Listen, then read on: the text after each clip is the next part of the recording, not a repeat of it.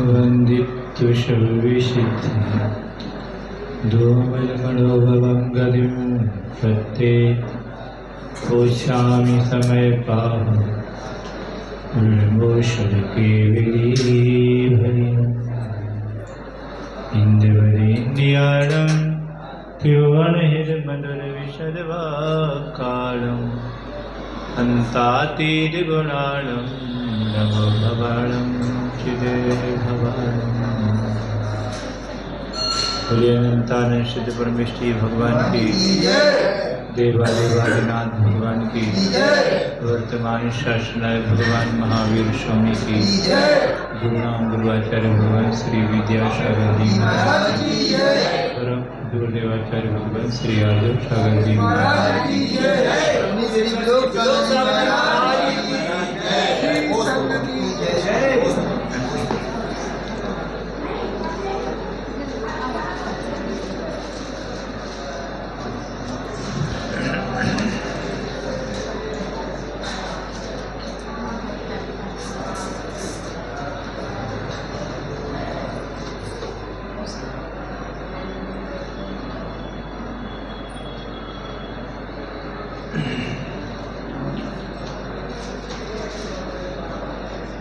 संसार की इस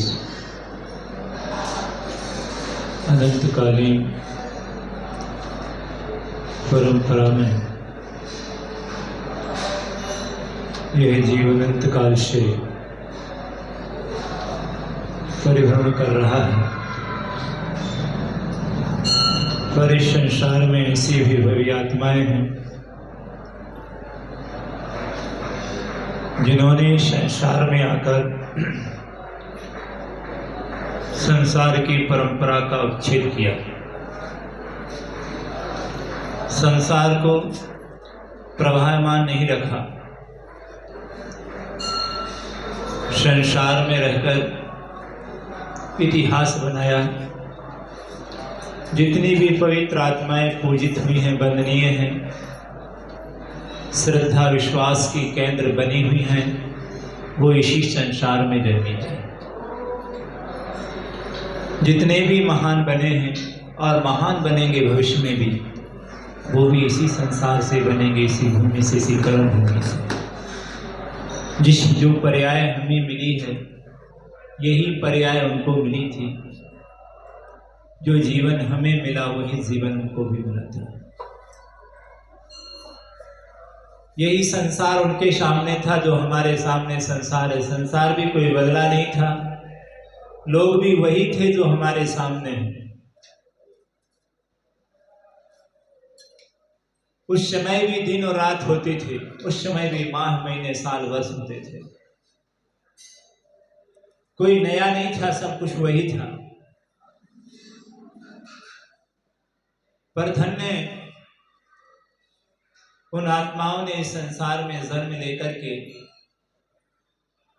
काल को दोष नहीं दिया, अपने कर्म को दोष दिया, अपने कर्म को देखा। जब जब कर्म कल्याण करने का मौका मिला, हमने या तो कर्म के ऊपर ढकेल दिया, काल के ऊपर ढकेल दिया, दूसरों के ऊपर ढकेल दिया। इसके कारण से मेरा कल्याण नहीं हो पा रहा, मैं तो चाहता हूं। पर कभी ये नहीं सोचा कि वाकई में हमने अकल्याण जो किया है, आज तक हम भगवान नहीं बन पाए, इसमें वजह क्या है? संसार की दर दर की ठोकरें खा रहे हैं, पद दलित हैं, तो इसमें दोष किसका है? किसके कारण में भगवान नहीं बन पाया? मेरे ही साथी अनंत आत्माएं परमात्मा बन गए। इतिहास उठा के देखोगे, ऐसे कितने सिद्ध होंगे जो आपके साथ ही उठे बैठे खेले होंगे। और आज वो देखते देखते इतनी ऊंचाई को उन्होंने छू लिया।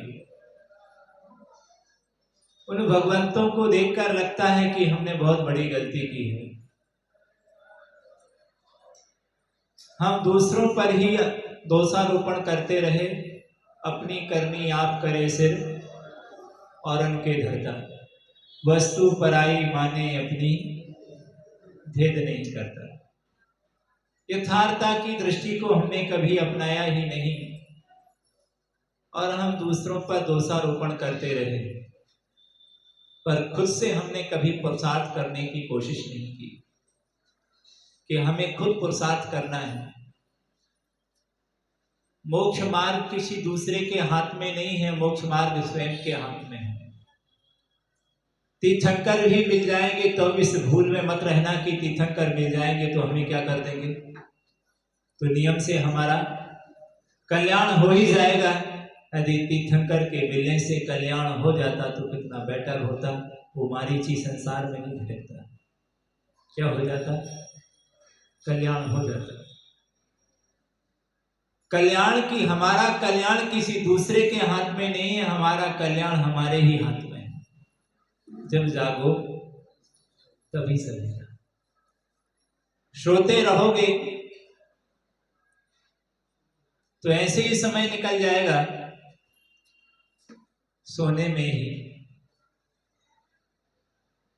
जिन्होंने मोह की निद्रा को तोड़ा वो भी इसी संसार में थे, भले वो कंकर थे पर आज शंकर हो गए। अतीत तो सबका गंदा मिलेगा तुम्हें, अतीत किसी का अच्छा नहीं होगा। अतीत को, तीर्थंकर को भी देखोगे ना तो उनको भी तुम्हारे नमस्कार करने का भाव नहीं आएगा।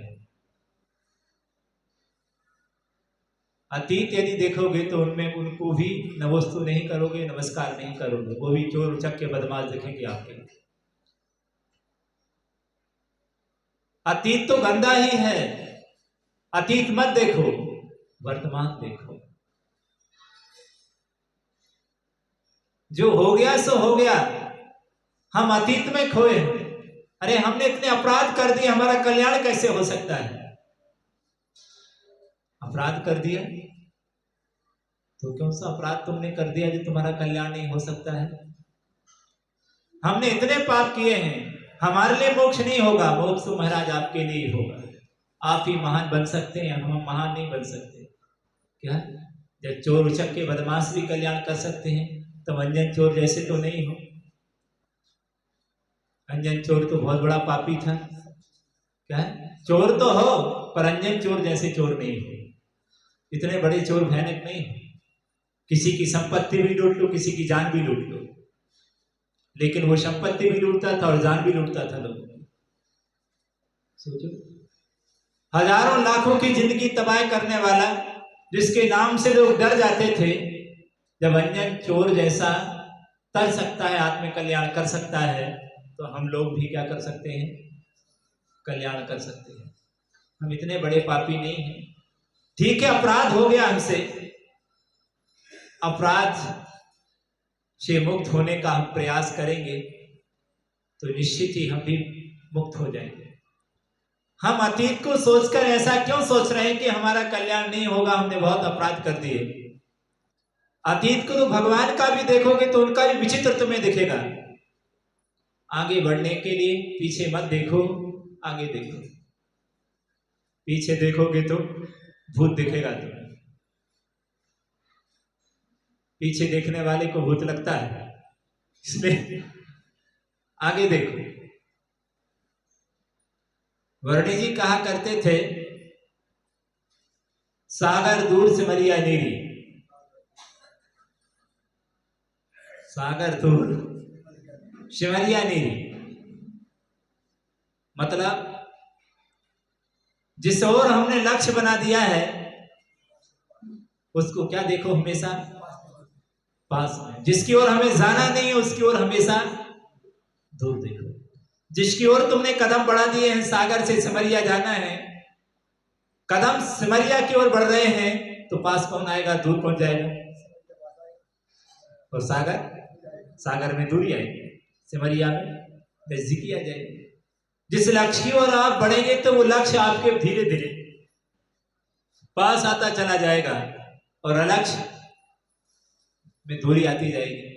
आप यदि उस मोक्ष मार्ग के लिए आगे बढ़ेंगे तो मोक्ष मार्ग आपके नजदीक आएगा और संसार मार्ग आपसे दूर होता चला जाएगा। इसे लक्ष्य करके कि हमें अब वहां पर पहुंचना ही है, ये हमारा लक्ष्य है।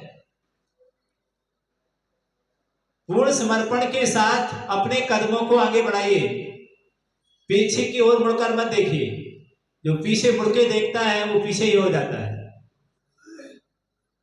आगे बढ़ने के लिए कि नहीं बहुत अपराध हो चुके हैं, इससे क्या है, संसार में अनंत आत्माएं हैं, ये सब होता रहता है।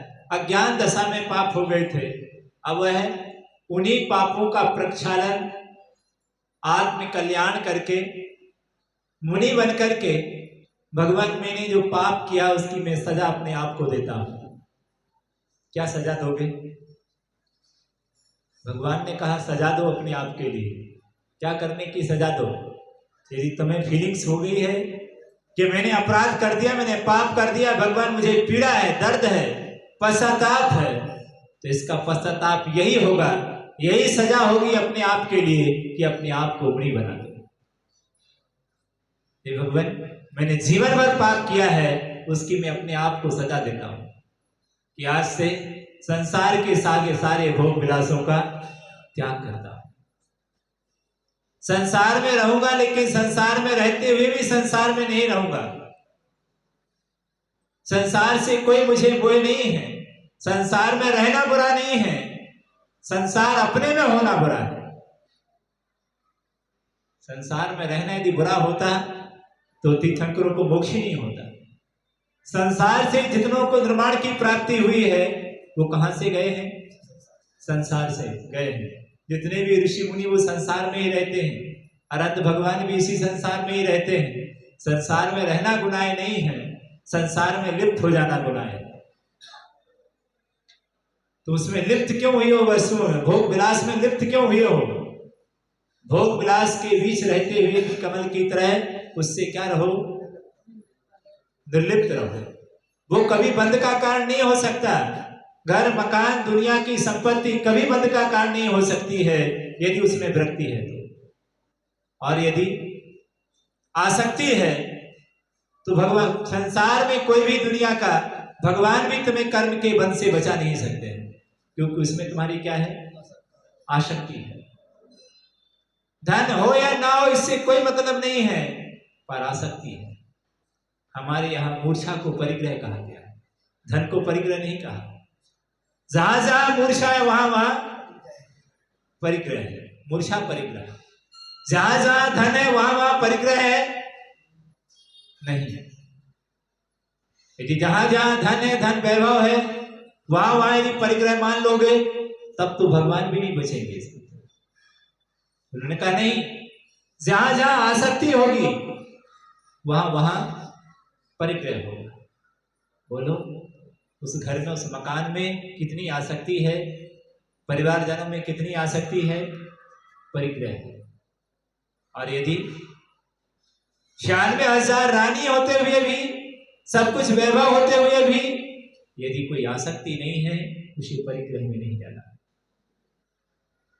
भगवान के श्री चरणों में तीनों लोगों का वैभव पड़ा हुआ है, फिर भी इसमें नहीं आता है, परिग्रह में नहीं आता है। महाराज रुक करके चले गए धर्मशाला में, परिग्रह नहीं आया, लेकिन तुम्हारे लिए क्या लगेगा? परिग्रह, आसक्ति है उससे। महाराज की उससे आसक्ति हो आ जाए तो वो भी परिग्रह में चला जाएगा। तो कह रहे पाप से बचने के लिए संसार में रहो, लेकिन संसार की वस्तुओं का उपभोग करते हुए भी अपने आप को उन सब चीजों से पृथक रखिए, ताकि कर्म के बल से बच सको। कि ये मेरा नहीं है, और भोग भी करोगे लेकिन तुम्हारे लिए क्या नहीं होगा? पाप नहीं होगा। ये कहा कि ममेदमिदम्, ये भाव आते ही क्या हो जाता है? कर्म का बंधन हो जाता है। कहा गया कि एक अपराधी एक गाड़ी है, और वह गाड़ी में की वस्तु उसमें रखी हुई है, और वह उसके पीछे पुलिस लगी उस गाड़ी के पीछे। मान लीजिएगा वह गाड़ी आकर के टीकमगढ़ में बीच चौराहे पर खड़ी हो जाती है, और वह गाड़ी वाला भी तत्काल उतर करके उसी भीड़ में मिल जाता है। पुलिस पूछती है गाड़ी किसकी है? यदि उस भीड़ में से जो ये कहता है कि ये गाड़ी मेरी है, हथकड़ी उसी के हाथ में पड़े। क्यों पड़ेगी? जब कोई ये नहीं कहेगा कि ये गाड़ी मेरी है, तब तक वो उसके हाथ में हथकड़ी नहीं डाल सकती। ये कहा कि उस गाड़ी को ये मेरी है, कहते ही पुलिस तत्काल इस पर धावा कि गाड़ी इसकी है।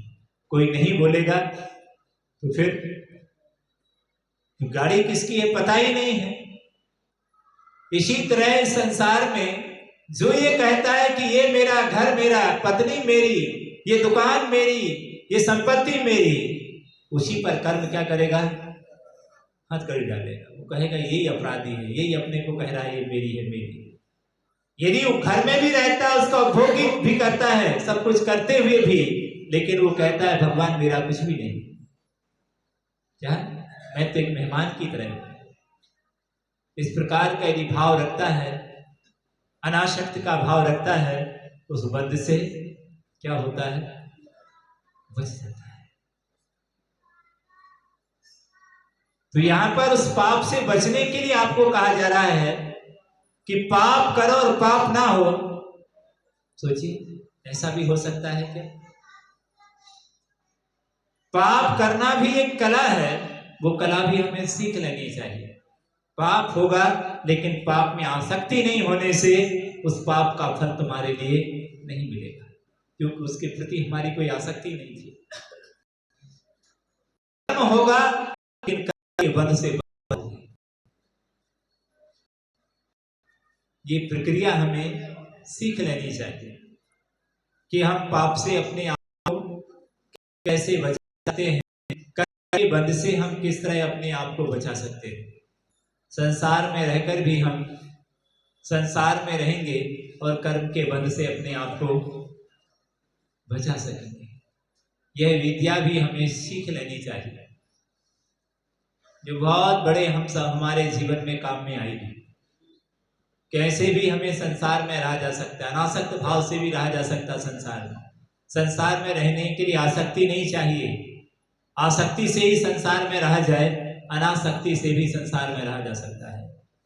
घर में रहने के लिए आसक्ति ही चाहिए, अनासक्त भाव से भी घर में रहा जा सकता है। अनासक्त भाव से भी राजपाट किया जा सकता है, राजपाट करने के लिए आसक्ति नहीं। त्याग का परिणाम आ गया। ये त्याग का भाव आते ही भले ही वो अपने ही राज्य में क्यों ना खड़ा हो, फिर भी उसे केवल ज्ञान हो जाएगा। क्या हो जाएगा? क्योंकि अनासक्त है। यदि चक्रवर्ती त्याग करे राज का, तो किसका त्याग करेगा वो? क्योंकि कहां जाएगा? 6 खंड के बाहर। मुनि बनेगा तो कहां जाएगा वो? क्योंकि 6 खंड के बाहर जा नहीं सकता वो, और पूरा 6 खंड उसका है। अब कहां जाएगा वो? क्या विदेश क्षेत्र नहीं सकता वो अपने क्षेत्र से। तुम कहो कि तो घर में ही अपने राज्य में है, तो अपने राज्य से दूसरे राज्य में जाना चाहिए। कैसे जाएगा? पूरा ही राज्य उसका है। तो फिर परिग्रह दोष रहेगा क्या? छोड़ दिया उसने उस राज्य के लिए, त्याग कर दिया उसने उस राज्य के लिए, उस वैभव के लिए, 14 निधियों के लिए, 14 रत्न 9 निधियों, सबका त्याग कर दिया। उस घर का त्याग कर दिया, सबका त्याग कर दिया। राज्य में ही है, अपने देश में है, कहीं जा भी नहीं सकता वो। मुनि बनकर गया है, उस देश में उसको ज्ञान की प्राप्ति होती है। वो कह दे कि मेरा ही देश है, ये भाव आ जाता है तो उसे कभी केवल ज्ञान की प्राप्ति नहीं होगी। सोचिए, अनेक रिद्धियों से प्राप्त हो जाती है। उसी देश में भरत चक्रवर्ती रह रहा था, जब तक देश का त्याग नहीं किया तो मनःप्रय ज्ञान की प्राप्ति नहीं हुई। जैसे ही उसने त्याग किया, एक अंतर मुहूर्त के अंदर केवल ज्ञान की प्राप्ति होगी। सोचिए, भगवान आदिनाथ को 1000 वर्ष लग गए केवल ज्ञान को प्राप्त करने में, और भरत चक्रवर्ती ने क्या कर दिया? एक अंतर मुहूर्त में कि कुछ भी मेरा नहीं है भगवान, ऐसी विशुद्धि आई। अभी तक राज मेरा है, 6 खंड का अधिपति मैं हूं, ये भाव जब तक आता रहा तब तक उसके लिए भावलिंग की प्राप्ति नहीं बन पाया। वो भावना तो भाता रहा। जैसे ये भाव आया कि कुछ भी मेरा नहीं है, परमाणु मित्तम्पि, परमाणु के बराबर भी मेरा नहीं है, ऐसा भाव आते ही उसे केवल ज्ञान की प्राप्ति होगी। सोचिए, दिगंबर बनते ही क्या किसका त्याग किया था? राज वैभव चक्रवर्ती पने का त्याग कर दिया उन्होंने। मैं अब चक्रवर्ती नहीं हूं, मेरी कोई रानी नहीं है, मेरे कोई भाई नहीं है, मेरा कोई परिवार नहीं है, मेरा कोई देश नहीं है, कुछ भी मेरा नहीं है। ये भाव आते ही केवल ज्ञान की प्राप्ति होगी।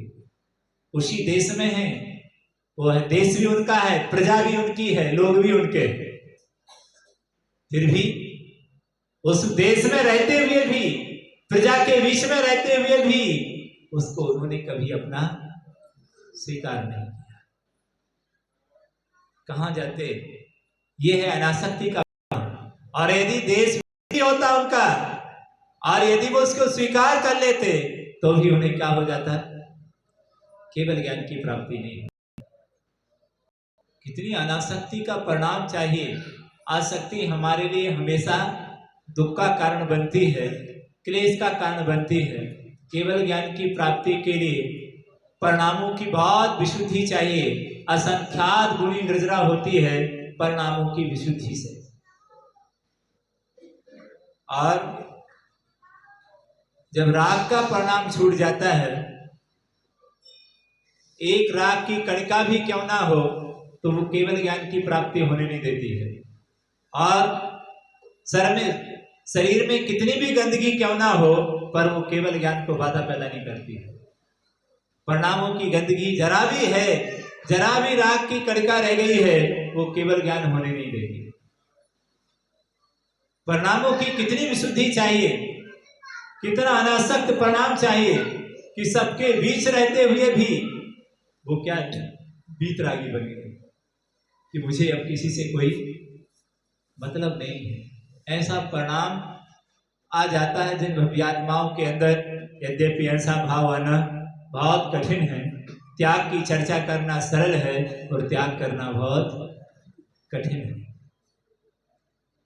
त्याग का भी अहंकार आ जाता है, त्याग का भी घमंड हो जाता है, त्याग का भी हमारे लिए मन के अंदर ये भाव आ जाता है कि मैंने तो बहुत बड़ा क्या किया है, मैंने त्याग किया है, मैं इतना त्याग करता हूं, मैं इतने सारे द्रव्य को छोड़ता हूं। त्याग का भी त्याग हो जाना अपने आप में बहुत बड़ी बात होती है। क्या? त्याग का भी त्याग हो अपने आप में बहुत बड़ी बात होती है। सोचिएगा, ये भाव आ जाता है कि मैं कोई छोटा मोटा आदमी नहीं था, मैं तो बहुत बड़ा आदमी था।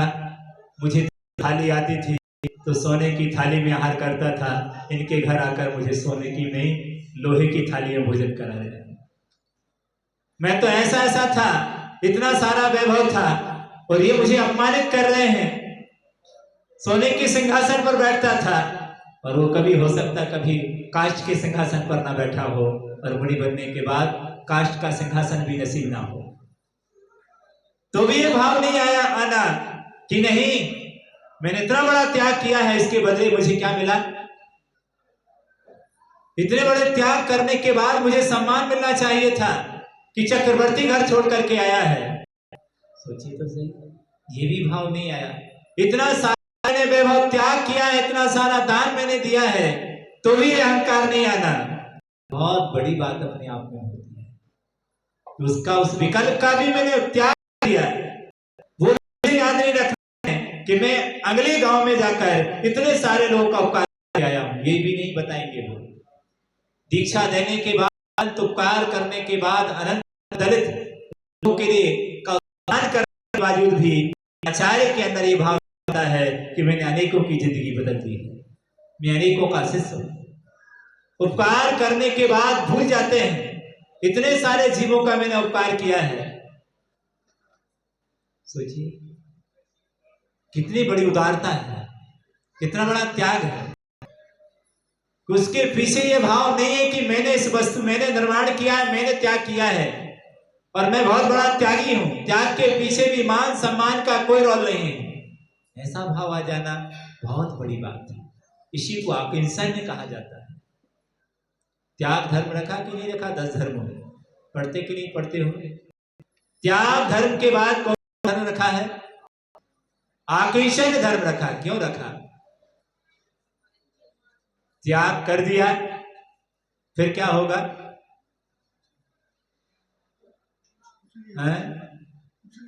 संयम हो गया, त्याग हो गया। अब आकेशन किस बात का है? त्याग तुमने नहीं कर, लास्ट आकेशन क्यों लेके आए? जरूरत पड़ गई थी आकेशन धर्म की कथन करने की? सोचा कभी? जब बचा ही नहीं अब क्यों? अब कुछ नहीं, बहुत बड़ी बात है। अब उसी त्याग का त्याग कराया जा रहा है। कहीं तुम्हारे अंदर यह भाव ना आ जाए कि मैं चक्रवर्ती था, मैं इतना सारा दान दे करके आया हूं। नहीं, इसका भी कर दो। राजा था या मैं भिखारी था, से आया हूं। नहीं, भूल जाना अपना अतीत। मेरी इतनी थी, जब भोजन करता था तो मालपुआ खिलाते थे, रोटी दे रहे हैं, तो माल था। और यहाँ तो क्या है, देश देशांतर में व्यवहार करेंगे, सबकी परंपराएं क्या होंगी? अलग अलग होंगी। वहां का भोजन अलग होगा, यहाँ का भोजन अलग होगा, सारी व्यवस्थाएं अलग अलग होंगी। हो सकता उस देश में वो चीज ही नहीं खाई जाती हो जिस देश में तुम आए हो, जहाँ जो चीज खा के आए हो। अलग ही वहां का भोजन खान पीन हो, अलग ही वहां का हो, तो भी नहीं, मैं वही खाता था, वही खाऊंगा, ये चीज नहीं खाऊंगा। मन के अंदर कोई विषाद नहीं आना। क्या? काश कनक में बन उपवन प्रसाद कुटी में, नहीं खेद नहीं ममता हो। क्या? मैं कुटी में गया था, अभी हवेली में आहार करने गया था कल, और आज किसी कुटी में आ गया हूँ, झोपड़ी में आ गया हूँ। कहीं ये भाव ना आ जाए, विषाद ना हो जाए कि कहाँ गरीब के घर में आ गया, कहाँ मैं अमीर के घर गया था, और कहाँ इधर इसने पड़गा लिया। नहीं, प्रसाद हो या कुटी हो, माल हो या झोपड़ी हो, सब में क्या हो? साम्य भाव हो सबके प्रति। अमीर आया हो अथवा गरीब आया हो, दोनों के प्रति साम्य हो, ऐसा भाव वहां पर लाना। अब मैं छूट गया वो सारी चीजें, में क्या था क्या नहीं था, ये भाव आ जाना अपने आप में बहुत बड़ी बात होती है। वरना त्याग का जब अहंकार आ जाता है तो अहंकार अपने आप को ऊपर ले जाता है, वृत्तों का अहंकार आ जाता है। इतना बड़ा मैंने त्याग किया है, और त्याग किया है उसके प्रति उपेक्षा का भाव आ जाता है, अपमान का भाव आ जाता है। मैं दिन जाता हूं, मैं बहुत सारा त्याग करता हूं, किसी भी जीव की नहीं होती है, ये तो असहमी है, बहुत सारे जीवों को मारता है, मंदिर ही नहीं जाता है। कहीं ये अहंकार मेरे अंदर ना पलवित हो जाए, उस अहंकार का भी मुझे क्या करना है? त्याग करना है। कितनी बड़ी बात कह रही है। उसके प्रति भी अपमान का भाव ना आए, ये अहंकार भी मेरे अंदर पलवित ना हो जाए कि बहुत सारी पूजाएं करता हूं, बहुत सारा स्वाध्याय करता हूं, बहुत सारा ज्ञान अर्जन करता हूं, बहुत सारे साधु संतों की कृपा दृष्टि मुझे प्राप्त है, बहुत सारे साधुओं का आशीर्वाद मुझे प्राप्त है, बहुत सारे साधुओं के संग में मुझे प्रवृत्ति मिलती है, वहां पर सम्मान मिलता है। इस सम्मान का भाव भी मेरे अंदर ना आए, ऐसी प्रवृत्ति, ऐसी सहजता मेरे जीवन में आ जाए। इसी सरलता और सहजता का नाम समाधि है। ये कोई ख्याति प्रसिद्धि नहीं है कि दुनिया मेरी समाधि देखने के लिए आए। कितनी बड़ी संस्था होगी उस साधक में। क्या दुनिया मेरे विषय ये ना कहे कि उनकी समाधि ही नहीं हुई, तो भी परवाह नहीं है। लोग कहेंगे अथवा नहीं कहेंगे, मुझे क्या मतलब है। लोग मुझे सम्मान दें, तो मेरे इस सम्मान का भी प्यास जिनके जीवन में नहीं है, कितनी उत्कृष्ट साधना हो। कैसी साधना करके वो साधक अपने जीवन को चलाते हैं। मुझे संसार की कोई ख्याति प्रसिद्धि नहीं चाहिए, मुझे तो सिर्फ अपना कल्याण चाहिए, मुझे तो अपना मार्ग चाहिए। ऐसा भाव जिन भव्य आत्मा के अंदर आता है, वो कितनी कसाई, कितनी बंद होती है। सोचिए, इतने सरल और सहज हम बन पाएंगे क्या? कहीं ना कहीं से कसायों की पुष्टि हमारे जीवन में होने लग जाती है। कसायों से अपने आप को बचाना बहुत कठिन बात है। कहीं ना कहीं से कई प्रकार के रूप बनाकर वो कसाय आपके सामने क्या करती है? बाहर करती है। कई रूपों में आती है। छद्म भेष बना बनाकर आपके सामने आई थी।